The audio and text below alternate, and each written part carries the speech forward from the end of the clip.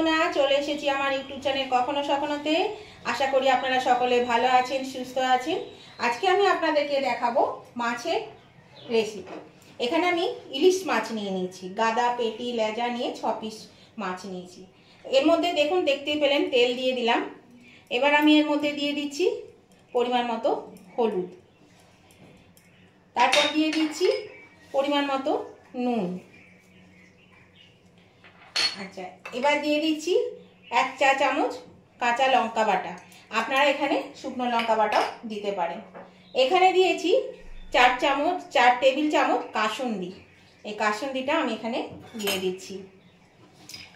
আজকে আমি আপনাদেরকে কি রান্না করে দেখাচ্ছি সেটা দেখতে গেলে চলে আসুন আমার ইউটিউব চ্যানেল কখনো সখনোতে, সেখানেই দেখে নিন কি আমি বানাচ্ছি। আর এখানে দিয়ে দিচ্ছি 1 টেবিল চামচ পোস্ত বাটা। এখানে পোস্ত বাটাটাও দিয়ে দিলাম। আর দিয়ে দেব এখানে 2টো মিডিয়াম সাইজের পেঁয়াজকে কুচি করে নিয়েছি, পেঁয়াজ কুচো, মানে হাফ কাপ মতো পেঁয়াজ কুচো লাগবে। আর দিয়ে দিচ্ছি এখানে 6-7টা কাঁচা লঙ্কা চেরা।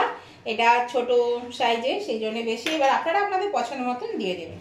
তো দেখুন, এগুলো দিয়ে আমি কিন্তু এবার এটা মাখিয়ে নেব। হ্যাঁ বন্ধুরা, আজকে আমি আপনাদেরকে দেখাচ্ছি ইলিশ কাসুন্দি। সেটা কি করে করছি সেটাই আপনারা দেখে নিন। আর এটা খেতে কিন্তু দুর্দান্ত হয়, গরম ভাতের সঙ্গে দারুণ খেতে লাগে। যদি না খেয়ে থাকেন তাহলে অবশ্যই কিন্তু একবার করে খান, দেখুন ভালো লাগবে। আর কমেন্ট করে জানাবেন কেমন লেগেছে। আমরা তো ইলিশ মাছের নানান রকম রেসিপি খেয়েই থাকি, তো এইটা যদি না খেয়ে থাকেন তাহলে একবার অবশ্যই করে খেয়ে দেখুন। দেখুন আমার মাখানো হয়ে গেছে। তো এই মাছটা আমি মোটামুটি 1 ঘন্টা রেখে দেব। হাতে যদি সময় থাকে খুবই ভালো, 1 ঘন্টা রেখে দেবেন।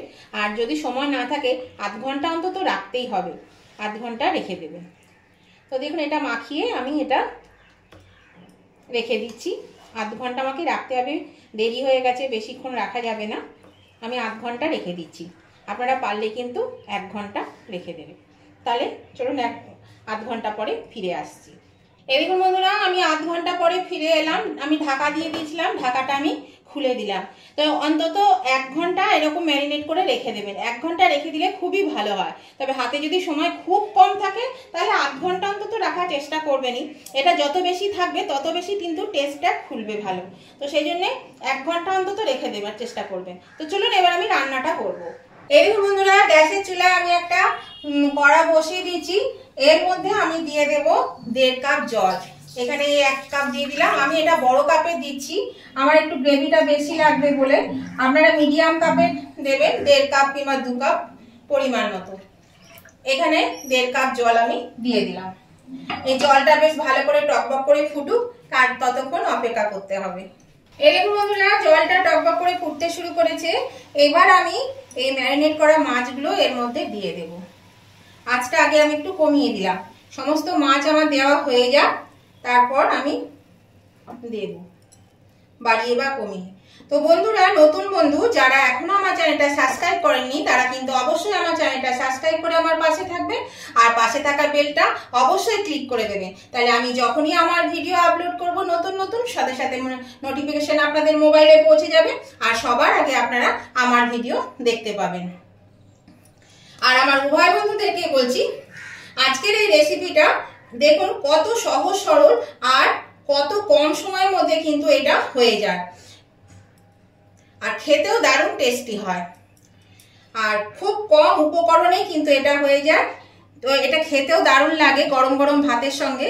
বললাম তো, যদি না খেয়ে থাকেন তাহলে অবশ্যই কিন্তু যত তাড়াতাড়ি পারবেন একবার করে খেয়ে দেখুন, দেখবেন খুবই ভালো লাগছে।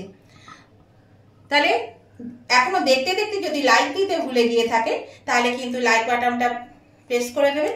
আপনাদের একটা লাইক আমাকে এগিয়ে নিয়ে যেতে অনেকটাই সাহায্য করে। আর যদি খুব ভালো লেগে থাকে, কোনো অংশে যদি ভালো লেগে থাকে, খুব ভালো লেগে থাকে, তাহলে পরে অবশ্যই আপনাদের বন্ধু বান্ধব আত্মীয় স্বজনের কাছে এটা পৌঁছে দেবেন, শেয়ার করে দেবেন প্রচুর পরিমাণে। তাহলে সবাই এইটা পেয়ে যাবে, এই রেসিপিটা। আর যদি কেমন লেগেছে সেটা জানাতে কমেন্ট করতে কিন্তু একদম ভুলবেন না। অবশ্যই কমেন্ট করে জানিয়ে দেবেন আজকের এই রেসিপিটা আপনাদের কেমন লেগেছে, সেটা জানানোর জন্য অবশ্যই কমেন্ট করতে হবে। আর আপনাদের একটা কমেন্ট আমাকে পরবর্তী রেসিপি বানাতে অনেকটাই উৎসাহিত করে। আর আপনাদের মিষ্টি মিষ্টি সুন্দর সুন্দর কমেন্টগুলো পড়তেও কিন্তু খুব ভালো লাগে। তো দেখুন এখানে আমি মাছগুলো সব দিয়ে দিয়েছি। এবার আমি এর মধ্যে আরেকটু হলুদ লাগবে, সেই জন্য সামান্য একটু হলুদ দিয়ে দিয়েছি। একটু হলুদ দিয়ে দিলাম। যেহেতু জল দেওয়া আছে, নুনটা আরেকটু পরিমাণে লাগবে, হাফ চামচেরও একটু কম নুন দিয়ে দিলাম।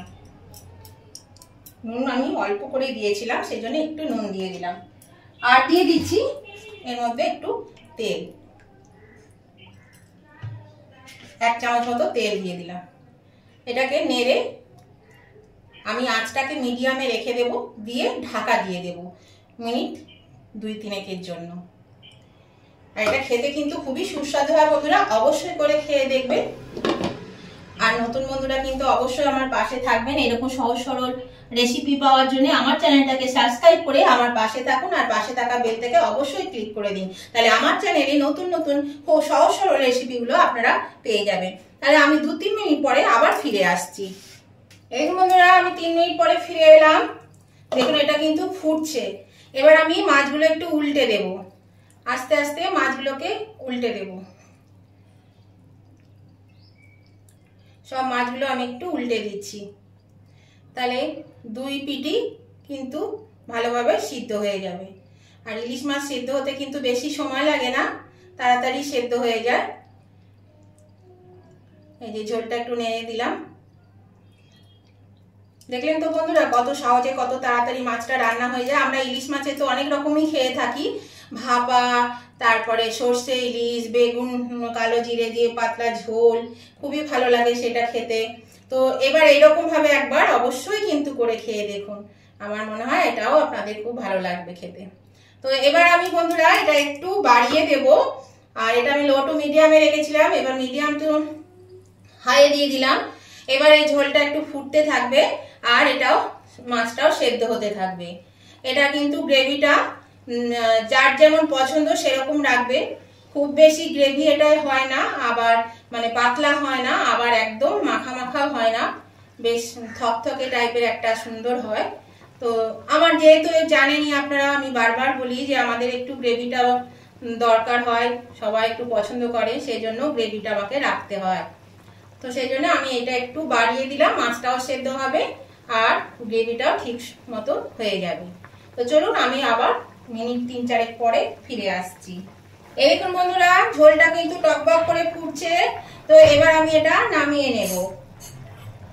গ্যাসটা আমি অফ করে দিচ্ছি, দিয়ে এবার আমি এটা নামিয়ে নিচ্ছি। এই দেখুন, তাহলে চলুন আগে নামিয়ে নিই। এটা কিন্তু সেদ্ধ হয়ে গেছে, মাছ সেদ্ধ হয়ে গেছে, সব সেদ্ধ হয়ে গেছে। কত কম সময়ের মধ্যে কিন্তু এটা হয়ে গেল। তো আপনারাও এইভাবে করে খেয়ে দেখবেন, খুবই ভালো লাগবে খেতে, গরম গরম ভাতের সঙ্গে গরম গরম। যদি এখনো পর্যন্ত না করে খেয়ে থাকেন, আর খেয়ে কিন্তু আমায় কমেন্ট করে জানাবেন আপনাদের এটা কেমন লেগেছে। তাহলে নতুন বন্ধুরা কিন্তু আমার চ্যানেলটাকে সাবস্ক্রাইব করে আমার পাশে থাকবেন।